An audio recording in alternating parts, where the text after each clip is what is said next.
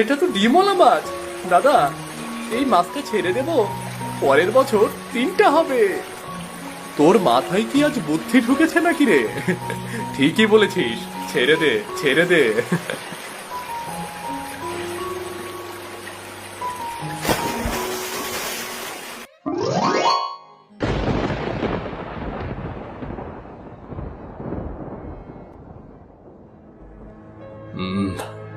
ফাতেমা, ফাতেমা, এই ধান কাটতে কাটতে হাতের তালুতে ফোসকা পড়ে গেছে, তবুও মন ভরে না। এই ফসল না হলে তোদের ছাদের ছিদ্র ঠিক হবে না রে। আর ষাঠির স্কুলের জুতো কিনবো কি করে? এই কালো মেঘ তো ভরা মৌসুমের বৃষ্টি নয়, মনে হচ্ছে যমুনা নদী এবার রাগ করেছে। গত বছরও তো এমন বন্যা এসে গোটা ফসল ভাসিয়ে নিয়েছিল। বাবা, নদীর পানি কেমন উথাল পাথাল করছে। দাদু করিম তো বললেন এবার মাঠ ডুবে যাবে, আমাদের সব ধানগুলো যে ডুবে যাবে। বাবা, ভয় পাস না ষাঠি, যা হবার হবে। মানুষ আর প্রকৃতির লড়াই তো সেই আদিকাল থেকেই। আগে শেষ ধানগুলো কেটে নেই। এই এক ফোঁটা ধানেই তো আমাদের এক মুঠো ভাত হয়। বৃষ্টি যদি দয়া না করে তাহলে ভাত হবে কি করে? বৃষ্টি তো সব সময় তার সময় মতন আমাদের উপকার করে যায়, কিন্তু অতিবৃষ্টি বা অনাবৃষ্টি কোনোটাই ফসলের জন্য ভালো না। বাবা, এই বাতাস সবকিছু উড়িয়ে নিয়ে যাবে না তো? আমার কিন্তু খুব ভয় হয়। কোনো ভয় নেই মা, যা হবার তো তা হবেই। এখন তুমি ভেতরে যাও মা।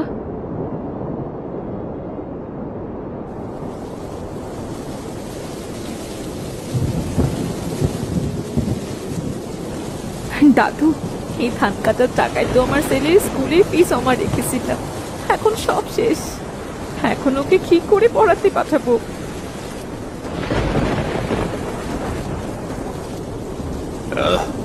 প্রকৃতির রাগ সামলানো যায় না বউ। সে কখনো বন্ধু, আবার কখনো শত্রু। এই বৃষ্টি থামবে না।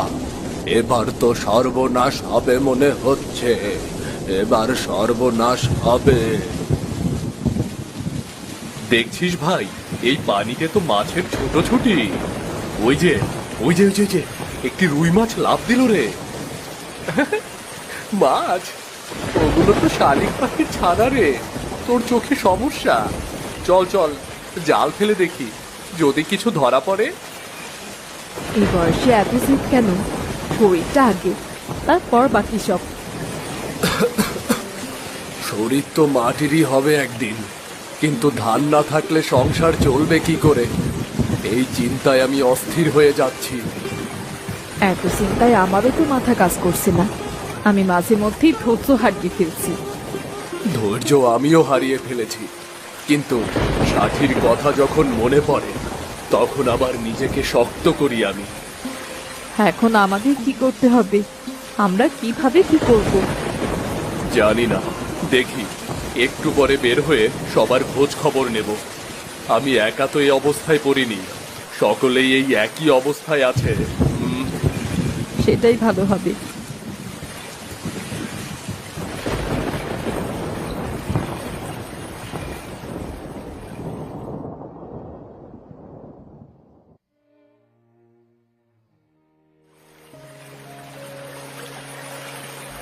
বাবা, মা, মাঠে কত মাছ! ওই দেখো না, কাতলা, রুই, মাগুর, শিং সবাই যেন নাচছে। সত্যি তো, নদীর মাছগুলো বন্যার পানিতে মাঠে চলে এসেছে। এত মাছ! আমার তো বিশ্বাসই হচ্ছে না। এই মাছগুলো যদি আমি ধরি তাহলে বাজারে বিক্রি করতে পারবো। এই মাছ বাজারে বিক্রি করলে তো আমাদের সংসারের খরচ চলে আসবে। ষাঠি, তোর দেখা মাছ তো আমাদের ভাগ্য ফেরালো রে। আমিও মাছ ধরবো, প্রথম মাছ আমি ধরবো, এমন জীবন্ত মাছ। ধরতে গেলে আগে পা ঠিক করে দাঁড়াতে হবে। মাছ ধরারও নিয়ম আছে। মাছ হতো প্রাণী, ওকে তো চাইলেই যে কেউ ধরতে পারে না, নাকি? বাবা, আজ থেকে আমাকে মাছ ধরার ক্লাসে ভর্তি করে নিন। মাছ ধরা যে খুব কঠিন কাজ।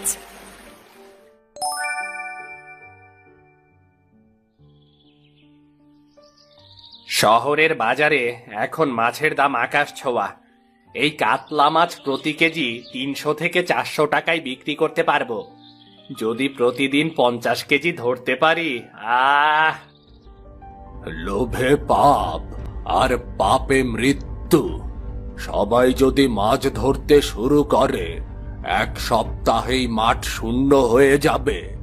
ছোট মাছ, ডিমওয়ালা মাছ কিছুই বাজবে না। তাহলে কি করা যায় দাদু? গ্রামের সবাই তো অনাহারে আছে, এই মাছই তো একমাত্র ভরসা এখন। নিয়ম চাই, প্রত্যেক দিনে 5 কেজির বেশি মাছ কেউ ধরতে পারবে না। কেউ ছোট মাছ ধরলে জরিমানা। আর মাছ ধরার সময় সকাল 6টা থেকে 10টা পর্যন্ত। ঠিক আছে, কিন্তু গ্রামের যুবকেরা মানবে তো? সোহাগ বাপ্পির দল তো জাল নিয়ে রাতের অন্ধকারেও বেরিয়ে পড়ে। ওরা কি মানবে? ওরা বের হলেই তো আর হবে না। ছোট মাছগুলো বড় হবে, মা মাছ মানে ডিমওয়ালা মাছগুলো ডিম দিলে আরো অনেক মাছ হবে। ওগুলো না মারলে তো মাছের কোনো অস্তিত্বই থাকবে না। একদম ঠিক কথা বলেছ দাদু। সবাই যদি আপনার কথা মেনে চলে, তাহলে আর কোনো সমস্যা হবে না।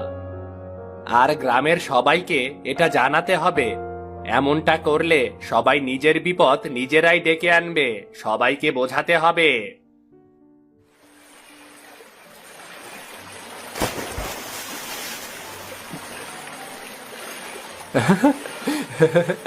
দাদা, আমার জালে তো 3টা মাছ, তোরটা ফাঁকা।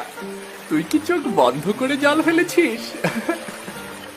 চুপ কর বোকা, আমি তোকে শিখিয়ে দেব কিভাবে মাছের গতিবিধি বুঝতে হয়, বুঝলি?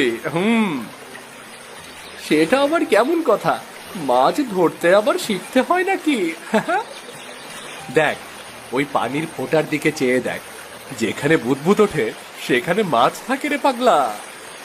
ওরে বাপরে, আসলেই তো অনেক শেখার বিষয় আছে। মেয়ে মানুষও পারবে মাছ ধরতে, দেখিস? এইভাবে জালটা ছুঁড়ে মারতে হয়। হ্যাঁ, ঠিক তাই।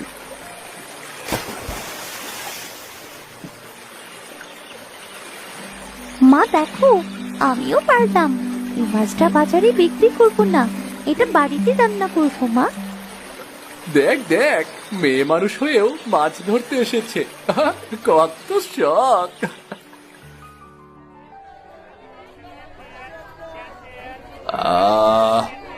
এই মাছ তো নদীর নয়, বন্যার পানিতে ভেসে এসেছে, গন্ধ বেরোচ্ছে।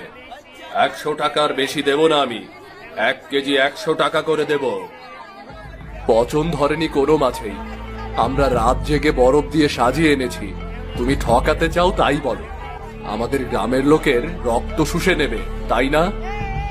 আর নদীর পানি থেকে ভেসে আসুক আর বন্যার পানি থেকে ভেসে আসুক, তাতে তোমার কি? তোমাকে মাছ দিচ্ছি, তাও তাজা মাছ, আর তুমি নাক সিটকানো শুরু করেছো। বাহ বাহ। হ্যাঁ, সেটাই। আমারও এক কথা, পছন্দ না হলে নেবেন না। এত কথার কি দরকার? ভাই, তুমি তো জানো গত বন্যার পর আমরা কি করেছি। এই মাছ আমাদের প্রাণের সমান। কম দাম দিলে আমাদের ঘরে আগুন লাগবে। ঠিক আছে, 150 টাকা দেব, কিন্তু শর্ত আছে। আগামীকাল আরো 100 কেজি চাই, কেমন? একদম 250 হলে সবাই তোমাকে মাছ দেবে। এছাড়া এত কষ্টের ধরা মাছ আমি তোমাকে এত কম দামে দিতে পারবো না, একদমই না। তাহলে কি করে পারবো? আমি বা কতই বিক্রি করব? আমারও তো কিছু থাকতে হবে, তাই না? তোমাদের দুজনের কথাই থাক।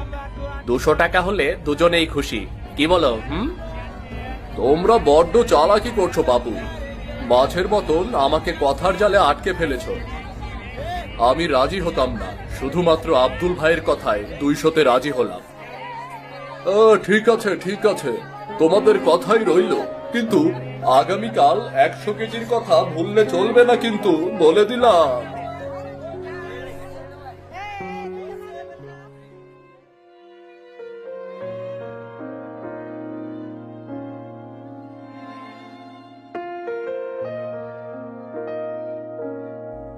এই নে মা, এটা তোর জন্য। স্কুলে গিয়ে মন দিয়ে পড়িস, বড় হয়ে যেন ডাক্তার হও, মানুষের সেবা করবে। মা, আমি ডাক্তার না হয়ে পরিবেশ বিজ্ঞানী হব। মাছ, নদী, মাটি সব রক্ষা করব। বন্যায় পানি, ঝড়, প্রাকৃতিক দুর্যোগ এগুলো দেখবো মা। এইগুলো দেখে কি করবি? মা, গ্রামের মানুষদের যেন এমন কষ্ট আর না থাকে, সবকিছু যেন মানুষের জীবনের ঊর্ধ্বে না যায়। তোমার ভালো ইচ্ছেগুলো যেন পূরণ হয় মা।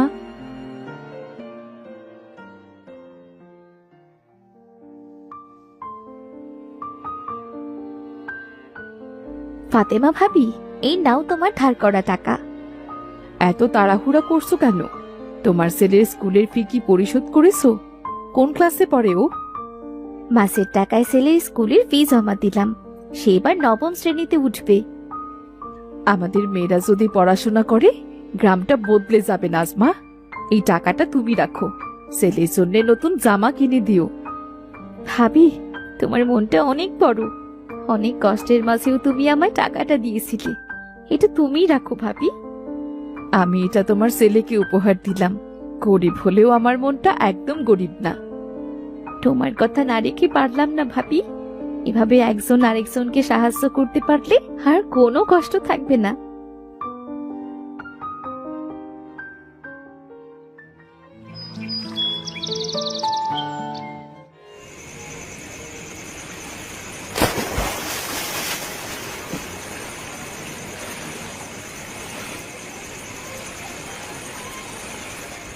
এই যে সোহাগ, তুমি জানো না নিয়ম, রাতের বেলা মাছ ধরা নিষেধ। ছোট মাছগুলো তো মরে যাচ্ছে, তুমি কেন মাছ ধরছো রাতের বেলা? স্যার, আমার বউ সন্তানের মুখে দুমুঠো ভাত দিতে হবে, নিয়ম মানলে পেট চালাবো কি করে বলুন স্যার?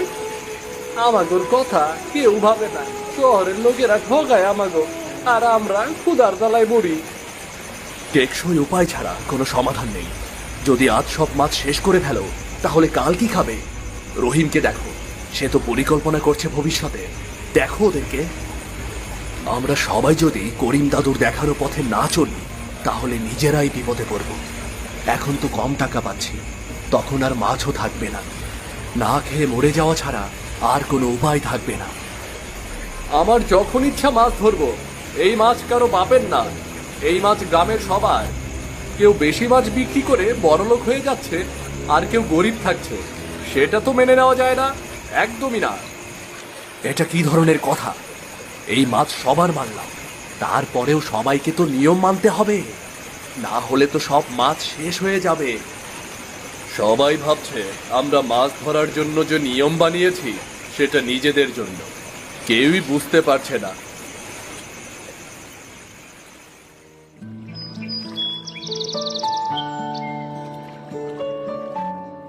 শোনো সবাই, প্রকৃতিকে লুণ্ঠন করলে সে প্রতিশোধ নেবে। আমাদের নিয়ম মেনে চলতে হবে। প্রতিদিন সকাল 6টা থেকে 10টা পর্যন্ত মাছ ধরা যাবে। ছোট মাছ, ডিমওয়ালা মাছ এগুলো ছেড়ে দিতে হবে। দাদু, আমরা ভুল করেছি, এখন থেকে সব নিয়ম মানবো দাদু। আমাদের ক্ষমা করুন দাদু, আমাদের ক্ষমা করুন। এই মাছ শুধু আমাদের নয়, আগামী প্রজন্মের জন্য রেখে যেতে হবে। মনে রাখো, আমরা প্রকৃতির দাস নই, সহযোদ্ধা। দেখুন, যদি প্রতি মাসে 20% মাছ ছেড়ে দিই, পরের বছর দ্বিগুণ মাছ পাবো। আর সব মাছ যদি ধরে ফেলি, তাহলে তো আর কিছুই থাকবে না।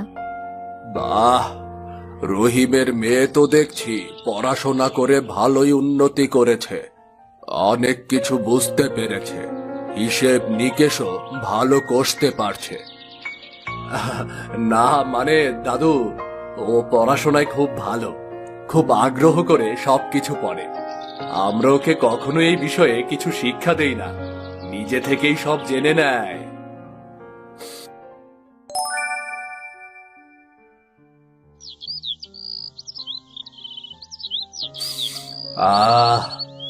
এই মাটির গন্ধই তো আমাদের প্রাণ। এখানে সোনালী ধানের গন্ধ লুকিয়ে আছে, মনে হয় যেন আমরা প্রাণ ভরে নিঃশ্বাস নিতে পারছি। বৃষ্টি আমাদের কাঁদিয়েছিল, কিন্তু মাছ দিয়ে হাসিয়েছে। প্রকৃতি যেমন নেয় তেমনই ফিরিয়ে দেয়। এই চারাগুলোই তো আমাদের ভবিষ্যৎ। সাথী, এগুলোকে যত্ন করিস। যত্ন করলে সবকিছু ভালো ফল দেয়। মা, এই পানিতে আবার মাছ আসবে।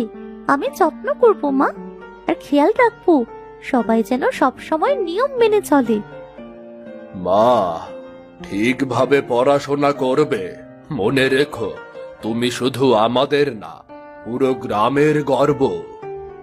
বাবা, আমি জানি, এজন্যই তো সব সময় ঠিক মতো পড়াশোনা করি। সাথী, সব কাজের প্রতি সবসময় দৃঢ় থাকবে, তাহলেই সফলতা পাবে। সাথী, এই লেখাটা কি ঠিক আছে নাকি রে? বন্যার জলে মাছের মেলা নাকি প্রকৃতির দান গ্রামের সম্মান? দ্বিতীয়টা ভালো, কিন্তু লেখার যে কাজ জরুরি। সবাই লেখা নিয়ে পড়ে থাকলে অন্যান্য কাজ কে করবে?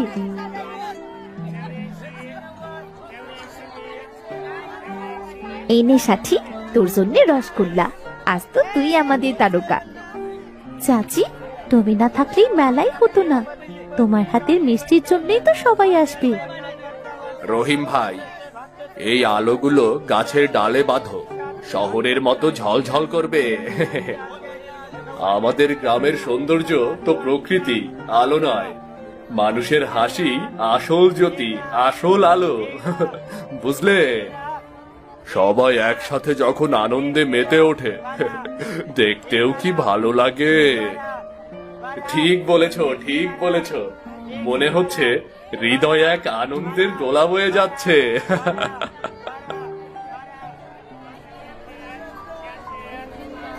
সবাই শোনো, সবাই শোনো, আজকের মেলায় প্রত্যেকের অংশগ্রহণ চাই। গান, নাচ আর সেই মাছের গল্প। করিম দাদু এই বয়সেও কতটা উচ্ছ্বাস নিয়ে বেঁচে আছে।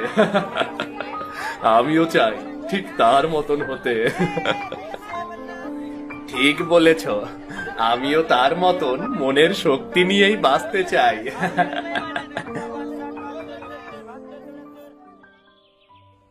দেখুন, যদি আমরা প্রতিবার মাছ ধরার সময় 20% মাছ ছেড়ে দিই, তাহলে পরের বছর মাছের সংখ্যা 3 গুণ বাড়বে। আর এটাই টেকসই উন্নয়ন। সাথী আজ আমাদের শিখিয়েছে, প্রকৃতির সাথে বন্ধুত্ব করলে সে কখনো ক্ষুধার্ত রাখে না। তোমরা সবাই সাথীর মতো স্বপ্ন দেখো, গ্রাম বদলে যাবে। মেয়েটা তো আমাদেরও ছাড়িয়ে গেছে, একটু বেশি বোঝে সবকিছু। হ্যাঁ, এই প্রজন্মই তো আমাদের রক্ষাকর্তা। আর আমাদের মেয়ে তো অনেক জ্ঞানীদের মতন কথা বলে।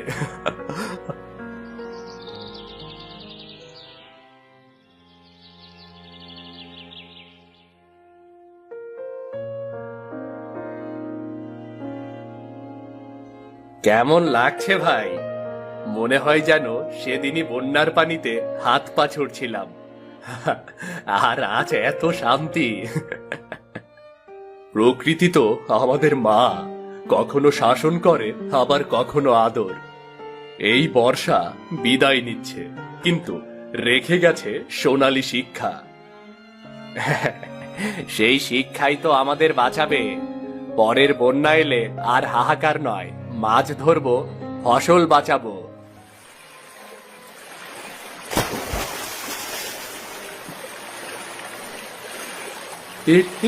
এটা তো ডিমওয়ালা মাছ।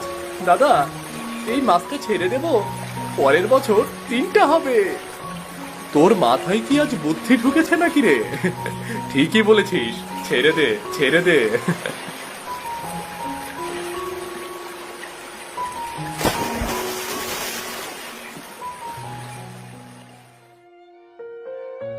এই বন্যা আমাদের শিখিয়েছে, প্রকৃতির সাথে লড়াই করে নয়, তাকে বুঝে চললেই ইতিহাস গড়া যায়। আর আমরা নিজেরাই পারি নিজেদের মতন এক হয়ে সবকিছু সামনের দিকে নিয়ে যেতে। আমরা ভেবেছিলাম বন্যা আমাদের শত্রু, কিন্তু সে তো বন্ধু হয়ে এলো। মাছ দিয়ে আমাদের ক্ষুধা মেটালো। ঠিক বলেছেন সুমন সাহেব। আমরা আগে ভাবতাম প্রকৃতি আমাদের দেওয়া নেওয়ার সম্পর্ক, এখন জানি সে তো পরিবার আমাদের। এই এই মেয়েটাই আগামী দিনের নেতা। সাথী আজ যেভাবে নিয়ম রক্ষার ডাক দিয়েছে, তেমনি তোমাদের সন্তানেরাও শিখবে প্রকৃতিকে ভালোবাসতে। তুই বড় হয়ে সাথী আপুর মতো হবি, গ্রাম রক্ষা করবি, সবার সেবা করছি যেন কেউ কষ্ট না পায়।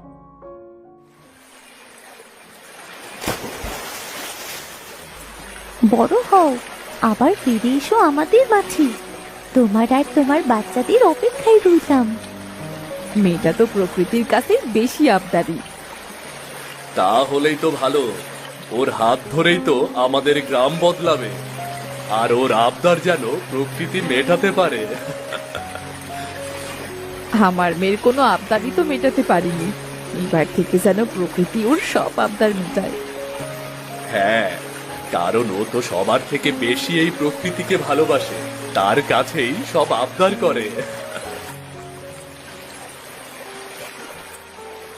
বাবা মা, এত সুন্দর বাতাস, এত সুন্দর আকাশ, এটা আমাদের প্রকৃতি ছাড়া আর কে দিতে পারে বলো তো?